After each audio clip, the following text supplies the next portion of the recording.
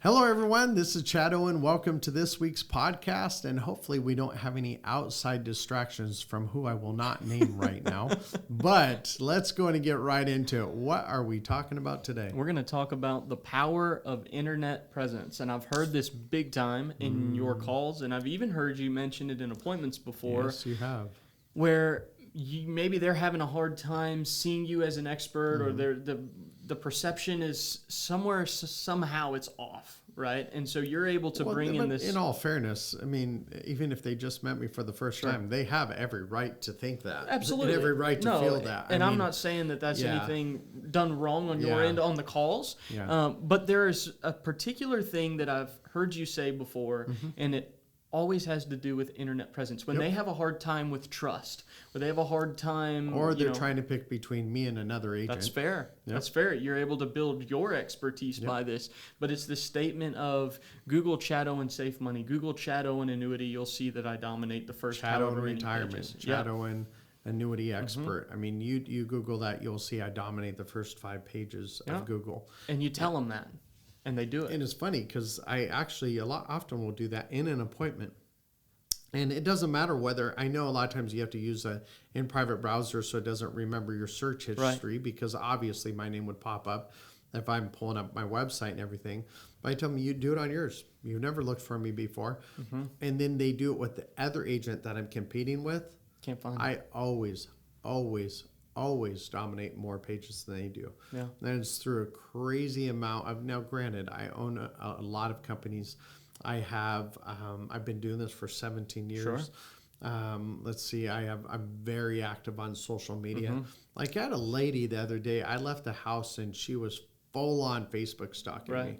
I mean, she was looking at all my posts. Fortunately, she was liking and commenting. And so, but I mean, they want to, and they have the right to do that. Absolutely. I mean, it's the old thing, you can't pick a client based off of their personal beliefs and values, but they sure as heck can pick you. Absolutely. And so, I'll help anybody anytime. I mean, obviously they got to have good morals and ethics. If they're trying to say, hey, I got this money I just inherited and I want you to just trust, you don't need to see my driver's license. I don't need to tell you where it is.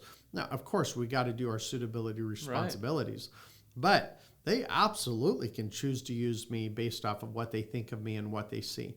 But yeah, internet presence is huge. It is. Huge. It is.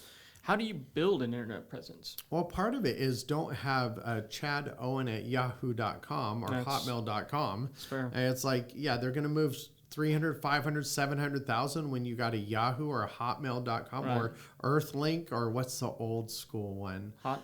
Did you say Hotmail? Yeah, AOL? There's AOL. That's an old one too. Yeah, it's just like Earthlink's old. You think they're going to move that kind of money if that's your email address?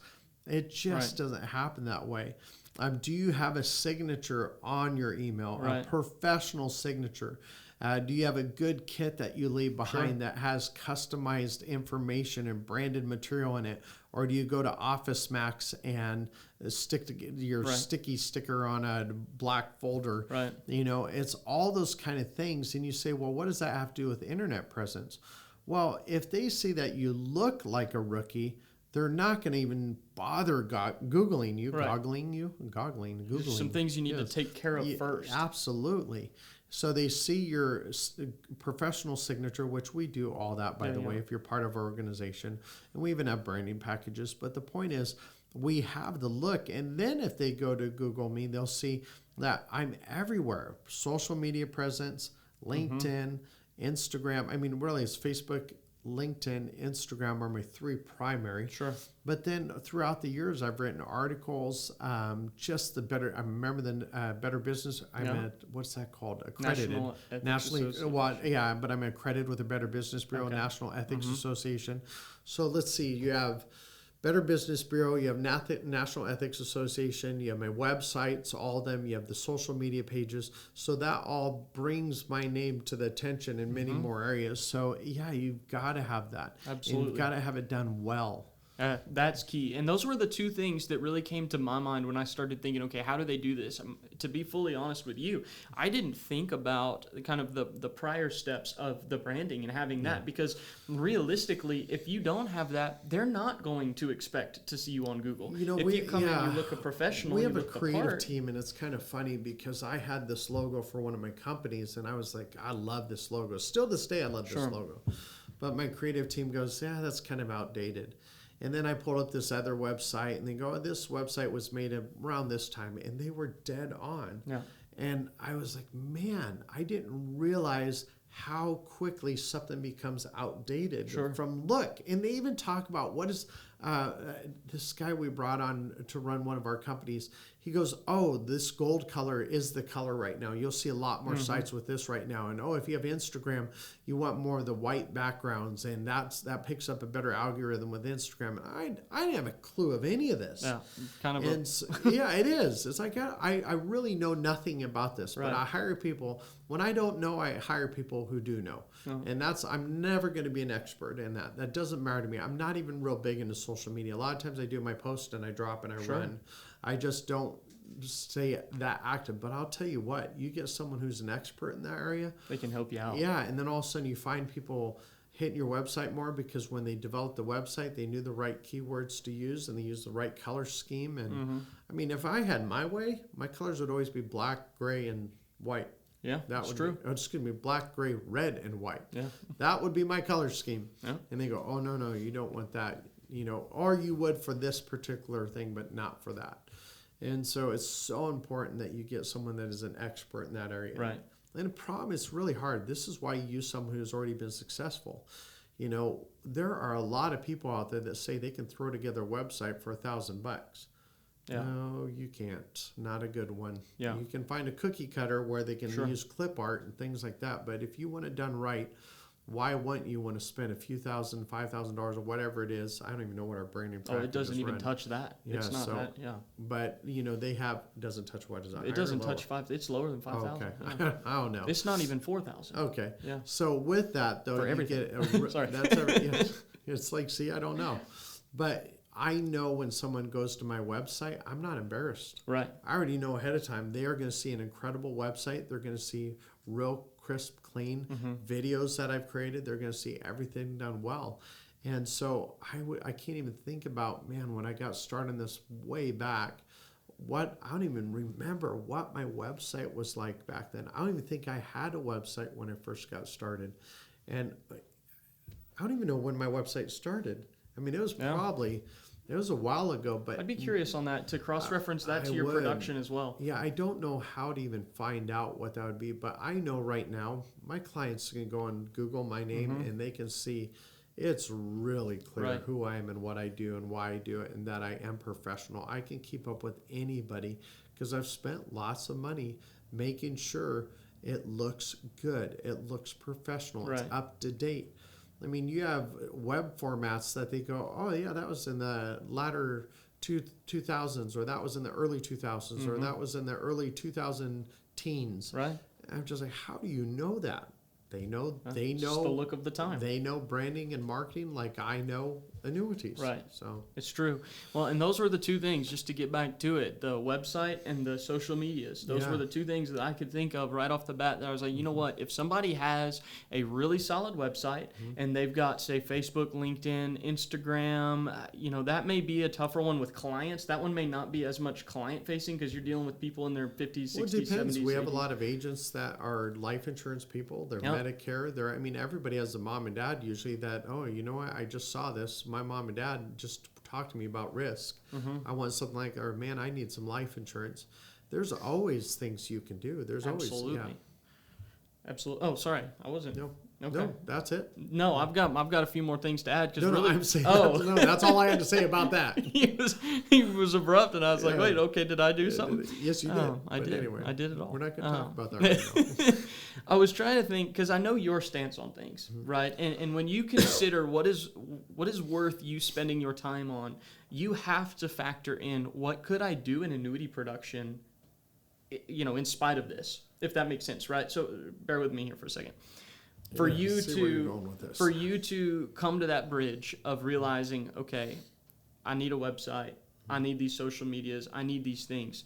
Do I try and do them myself, or do I outsource? Why? That's my point. You're not an expert. Because it's not so much the cost of having somebody else doing them as it is the cost of you missing deals because you're not in the field. So if you're gonna open a store, are you gonna make your own sign? No. Paint. Are you gonna 2-inch paintbrush like Bob Ross? Prince R Us and have a vinyl sign outside that's just on a banner? No, you're gonna go to an expert. You're gonna go to an expert. Right. I like I said, I say this all the time. Why people think they can get into this industry and think they can just launch into it without having a professional website, a professional signature, a professional logo, have the great internet presence. I never see companies start like that. Like I said, well, you know what? I don't need a sign. I'm just going to paint the name of our company on the side of the building. No, that doesn't happen. No, it doesn't. But in this one, for whatever reason, people think they can be cheap in that area and wonder why they're not getting the big deals. It's because you don't have a big deal presence. Right. Period. Typically, because I'm sure there's exceptions to just about every rule. Agents who have that kind of mentality of, well, I don't want to spend that. I don't want to buy those leads. I don't want to do this. I don't want to, because it's a cost associated with it. Typically, their production reflects that. Oh, it's not typically. Right. It does. Yeah. You may have a lucky shot where you got a big annuity because Uncle Joe just retired. Sure. But it is not. You do not see people writing $2, $3, $4, $5 million a year unless they have a good presence. And generally, not generally. I have never met someone that does more than $10 million a year that doesn't look sharp from top to bottom. Yeah. I mean, you go to their website, they look good. Their writing is good. They have the copywriting on it, where it is professional. There's no grammar errors. I mean, I'm telling you, you do not see the big producers having cheap halfway stuff. You just don't. Why can't afford it? Then don't get into the business. Yeah. I mean, that's a reality. If you're not going to give your all, and when I say that, I'm not expecting somebody to have $10,000 when they start in this business. Sure. But it's funny. Once again, how many businesses can you start ever with nothing? That don't have more than that? That's going to be a multi, six-figure company. We talk about this. If you write, let's just say $3 million a year, you make $200,000 a year. Most businesses that sell $200,000 a year don't make $200,000 a year. You're writing $3 million and you're getting $200,000+ a year, but you think you can do that without a really good presence? It just boggles me. Right. It just boggles me.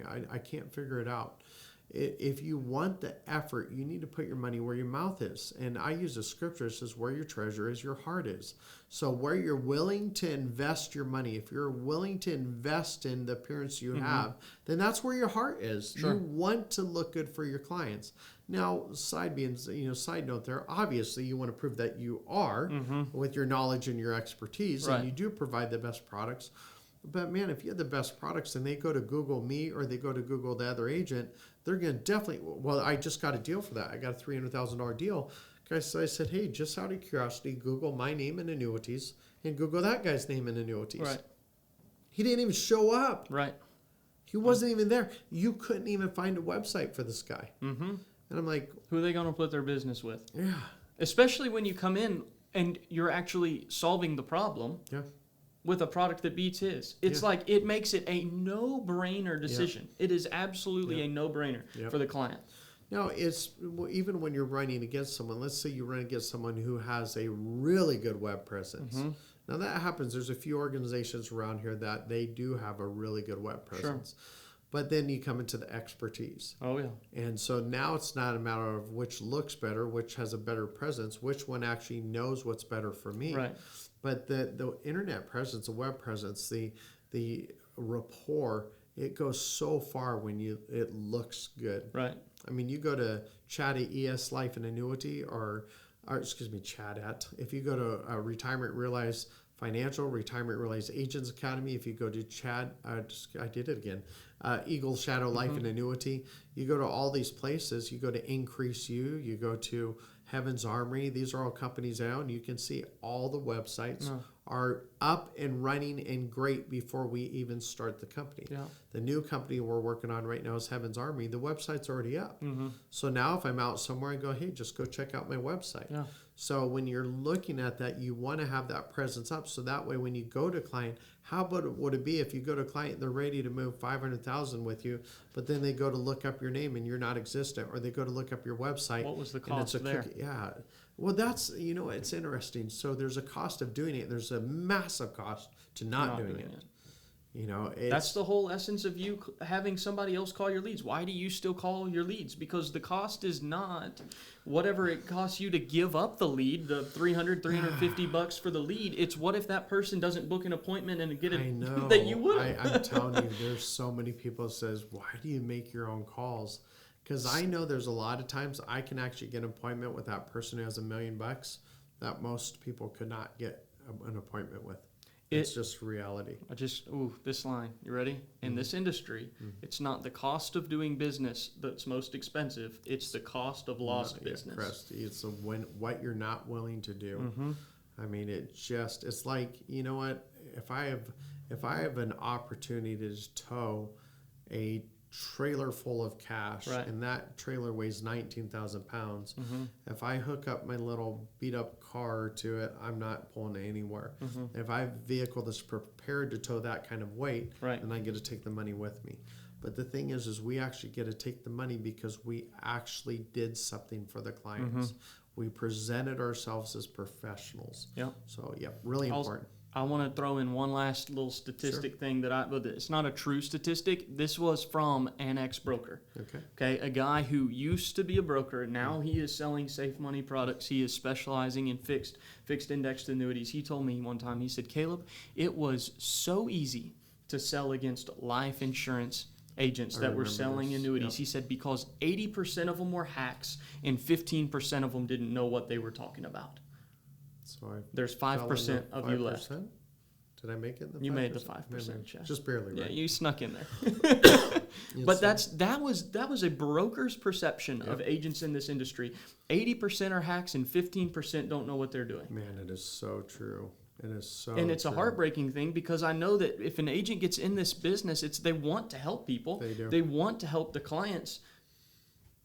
Let's do the things that are necessary to actually be the help that they need. Well, that's actually why I created the Leave Behind Kit, because I ran against a very large company, and I saw my little Office Depot little thing with a sticker on it, and I'm looking at theirs, and they go, man, this all, what do you call it, 4-color? Where it's all, basically it's a very high quality, and it had a DVD in it. Now that tells you how long it's been. Or actually, it's probably a CD-ROM back then.